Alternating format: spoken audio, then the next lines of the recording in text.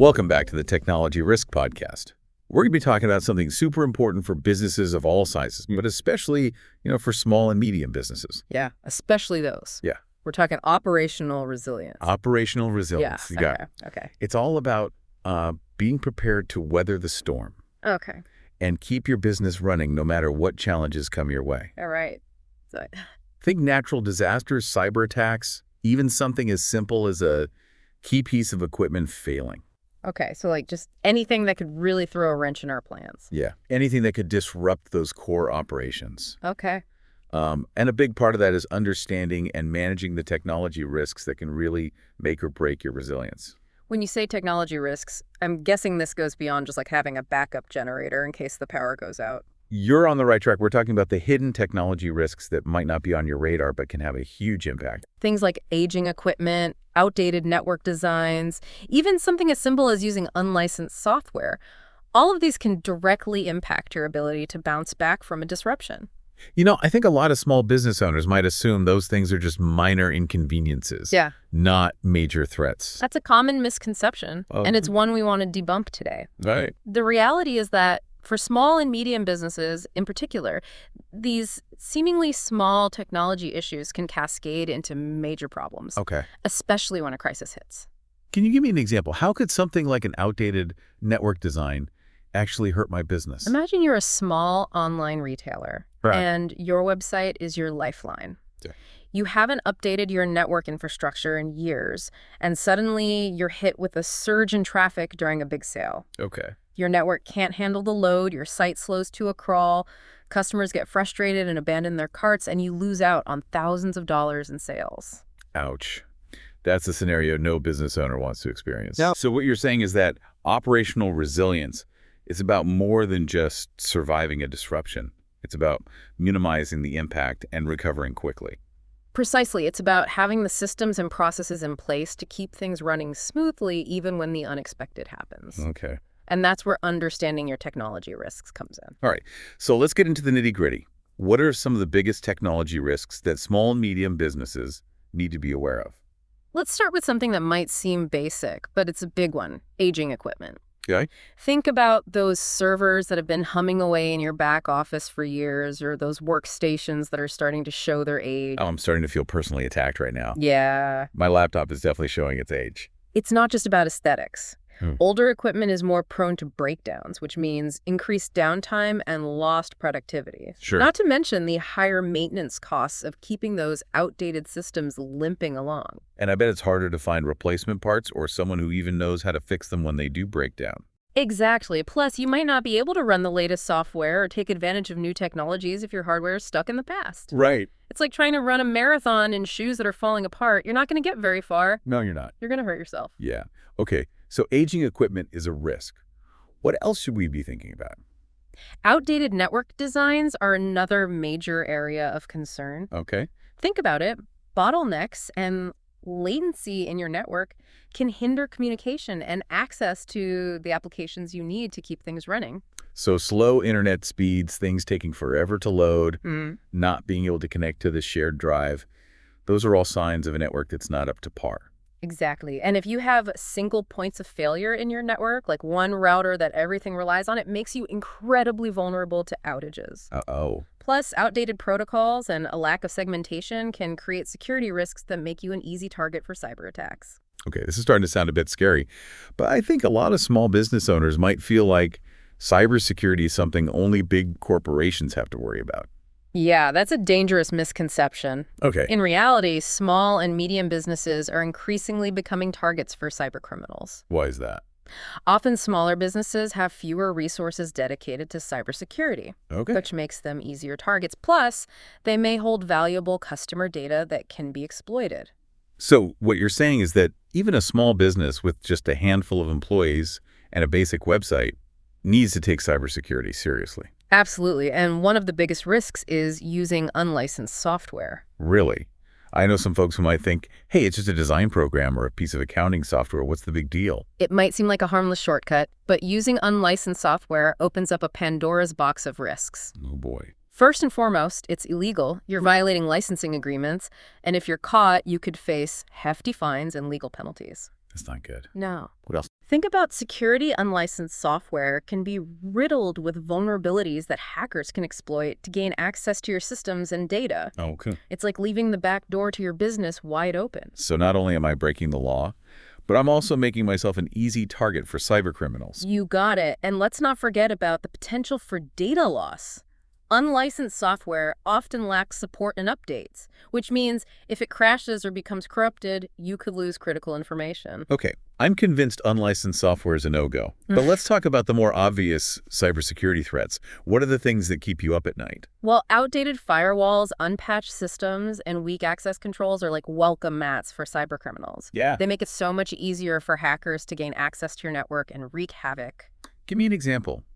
How could something like an unpatched system actually impact my business? Imagine you're a small medical practice that relies on electronic health records, EHRs, to manage patient information. You haven't patched a known vulnerability in your EHR software, and a hacker exploits that vulnerability to gain access to your system. Okay. They lock you out of your files and demand a ransom to restore access. That's ransomware in a nutshell. That sounds terrifying. And it's not just about the ransom. There's the potential for data breaches, Yeah. reputational damage, and legal consequences as well. You're absolutely right. The costs can be staggering, both financially and in terms of trust.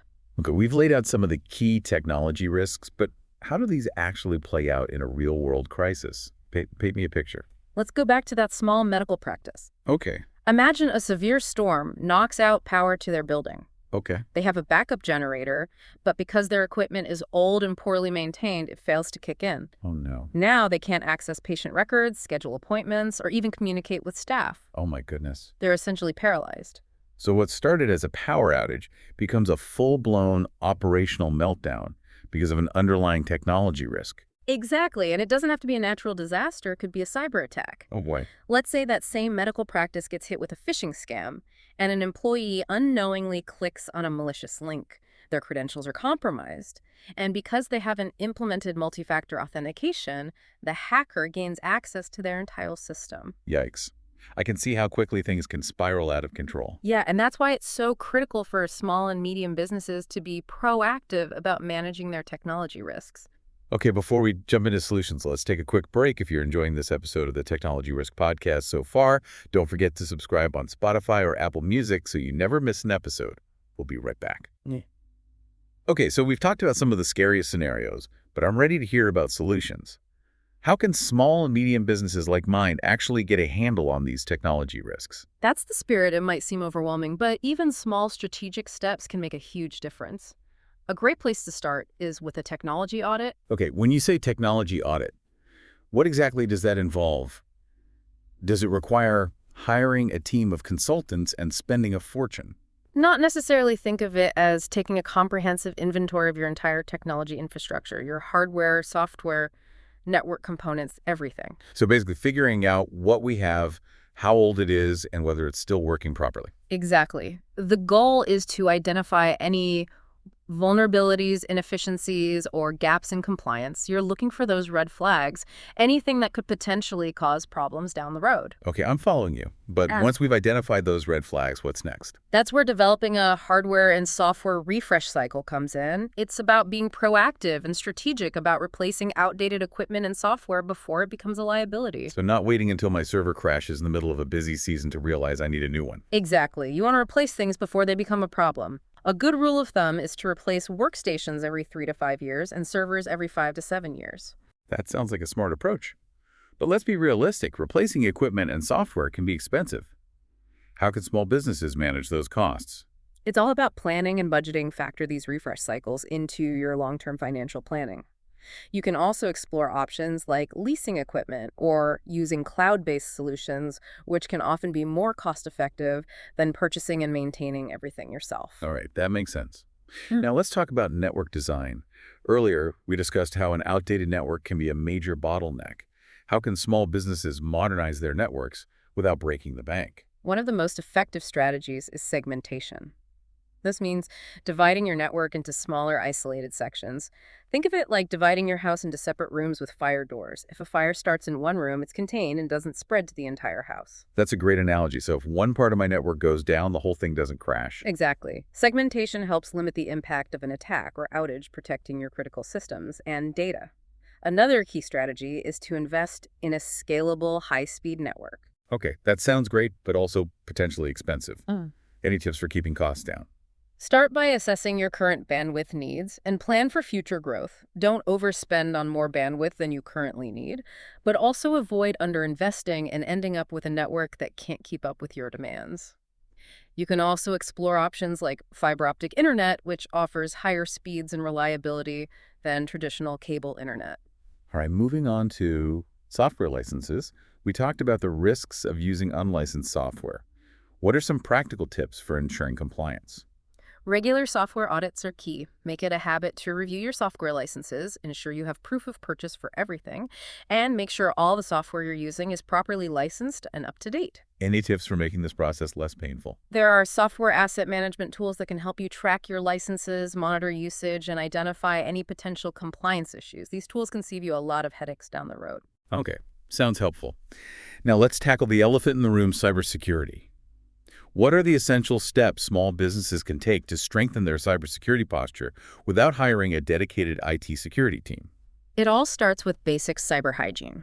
Keep your systems up to date, apply security patches regularly, and make sure you're running the latest versions of your software. It's like locking your doors and windows, a simple but essential step. So no more ignoring those update notifications. Exactly. Next, implement multi-factor authentication, MFA, for all your accounts. This adds an extra layer of security by requiring users to provide multiple forms of verification before they can access sensitive data. I've seen this on my banking apps.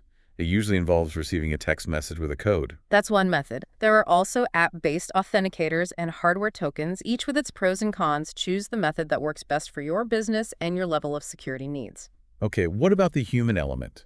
How can we train our employees to be more cyber aware and less likely to fall for phishing scams or other social engineering tactics?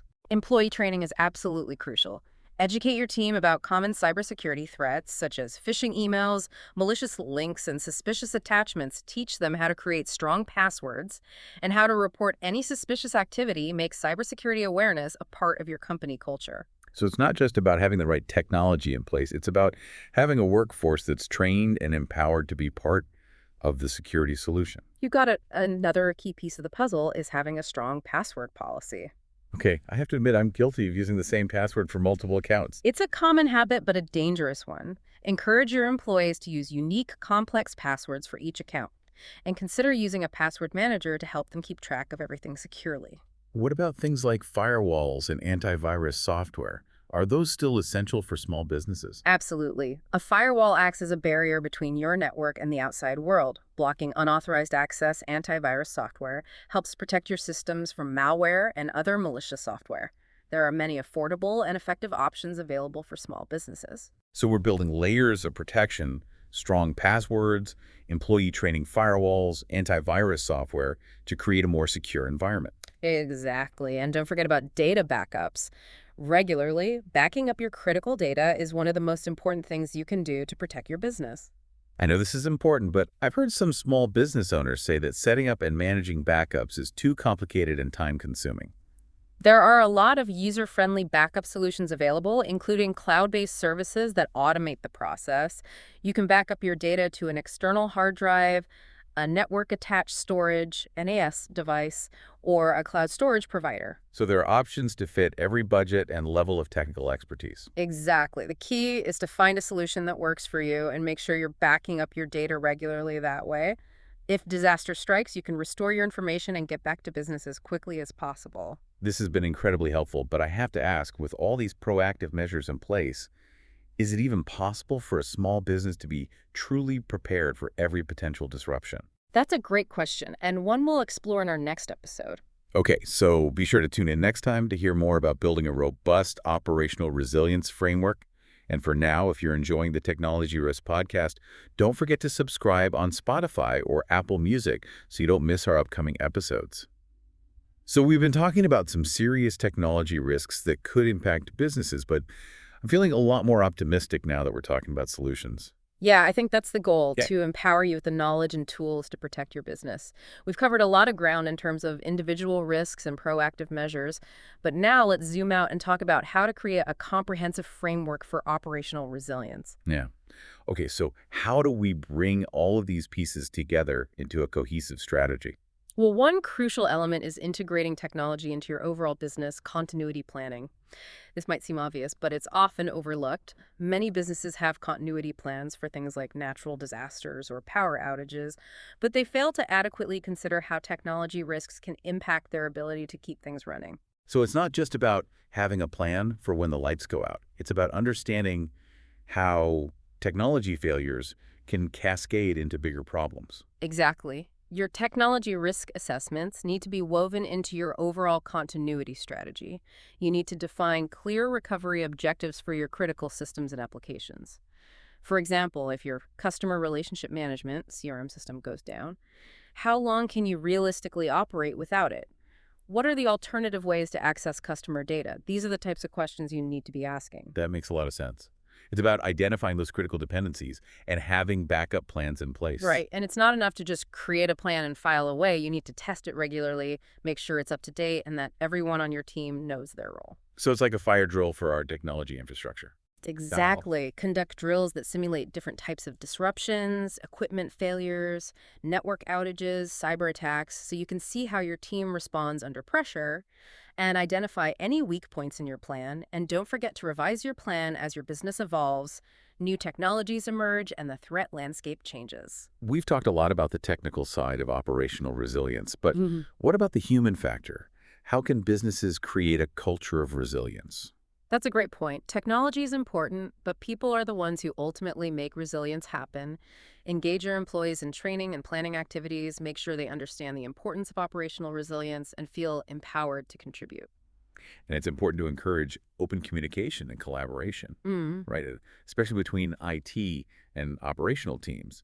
They need to be working together seamlessly, especially during crisis. Absolutely. When everyone is on the same page and working towards the same goal, it makes a huge difference in your ability to navigate challenges and bounce back stronger. All right, before we wrap up, I'd love to hear some real-world examples of businesses that have successfully put these principles into action. I've got a great one. I worked with a regional retail chain that had a real wake-up call. A few years back, they experienced a major flood that damaged the servers in their primary data center. It could have been a disaster. I bet their hearts sank when that happened. What saved them? Luckily, they had been proactive about risk management. They had invested in cloud backups and a solid disaster recovery plan. So they had a backup for their backup. Exactly. Because they were prepared, they were able to restore operations within 24 hours with minimal disruption to their business. They kept their customers happy, and more importantly, the business kept running. That's a win in my book. That's a fantastic example of how investing in resilience pays off when you need it most. Do you have any cautionary tales? Examples of businesses that weren't so well prepared? Unfortunately, yes. I recall a small law firm that relied on outdated network equipment and had no real continuity plan to speak of. I'm already cringing knowing this can't be good. It wasn't they were hit with a cyber attack that crippled their systems, causing weeks of downtime. They lost clients, faced a huge recovery bill, and it took them months to get back on their feet. That's a painful lesson to learn. It really is. It highlights that neglecting technology risks can have devastating consequences. So as we wrap up this episode, what are the key takeaways you want our listeners to remember? Remember that technology risks are real and they can significantly impact your ability to operate. But the good news is that you can take steps to mitigate these risks and build a more resilient business. And it doesn't have to be overwhelming. Start with a technology audit, prioritize upgrading critical systems, and make sure your business continuity plan is up to date and actually works. Exactly. Operational resilience is about more than just surviving disruptions. It's about thriving in an unpredictable world by taking a proactive approach to managing technology risks. You can position your business for success no matter what challenges come your way. That's it for this episode of the Technology Risk Podcast. We hope you found it valuable. Be sure to subscribe on Spotify or Apple Music so you never miss an episode. We'll be back soon with more insights to help you navigate the ever-evolving world of technology.